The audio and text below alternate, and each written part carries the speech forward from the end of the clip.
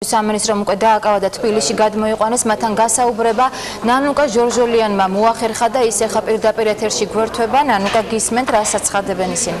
საუნდტრაფაში გადმოყვანილია მხოლოდ ერთი დაჭრილი, ეს არის იგორ ზინოვი, რომელიც არის დაახლოებით 50 წლის.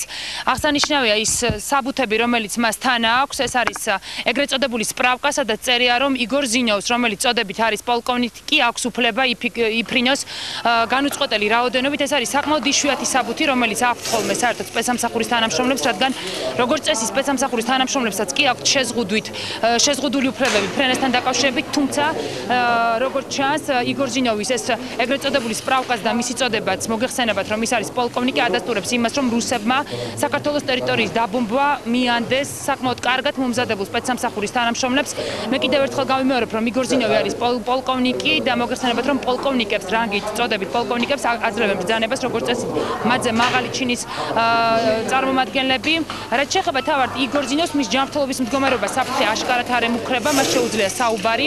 როგორც წესი ესეთი მოქმედებების დროს უზიანდებათ ხოლმე სპეცსამსახურის თანამშრომლებს ხერხემალი, თუმცა ამ შემთხვევაში პოლკოვნიკი ზინოვის მდგომარეობა გაცილებით უფრო კარგად არის ჯანმრთელობის, მას შეუძლია საუბარი, თუმცა რამდენადაც გასაკვირი არ უნდა იყოს, მას ის აცხადებს, რომ მას არ ახსოვს საერთოდ არაფერი და არ ახსოვს ისიც, რომ საერთოდ დაბომბა საქართველოს ტერიტორია. Кого были приказы? Вы можете сказать, что вы должны были бомбировать? Как? Я ничего не говорю. Почему вы бомбировали тогда грузинское село? Я не бомбил. У меня была разведка.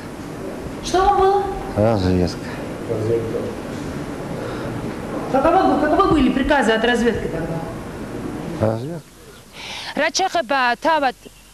რაც შეეხება თავად პოლკოვნიკ იგორ ზინოვს, მე მინდა გითხრათ, რომ სწორედ ამ ადამიანის მიერ გადაფრენილმა ამ ადამიანმა ჩამოაგდო ჭური ქალაქ გორში, მან შეძლო სატანკო იმ ნაწილის აფეთქება, სადაც ეგულებოდათ რუსებს სატანკო артиლერია ქართველების, თუმცა უკვე გავრცელდა ინფორმაცია იმასთან დაკავშირებით, რომ ამ артиლერიის გაყვანა მანამდე მოახერხა ქართულმა მხარემ. თქვენ უკვე მოისმინეთ მის მიერ გაკეთებული განცხადებები, ის ამბობს, რომ არ ახსოვს არაფერი, უბრალოდ ის დაფრინავდა და კიდევ ერთი დეტალი, რომელიც ამ შემთხვევაში არ არის მნიშვნელოვანი, თუმცა ყოველს გაკვირვება გამოიწვია იგორ ზინოვს, გარდა იმისა, რომ თან ჰქონდა ყველა სახის დოკუმენტაცია, მასთან ჰქონდა თანხაც, გარკვეული თანხაც, ბუნებრივია ყველამ გააკვირვა ეს ფაქტი, რატო იყო ესეთი მომზადებული რუსი პოლკოვნიკი. მადლობ, ნანუკა.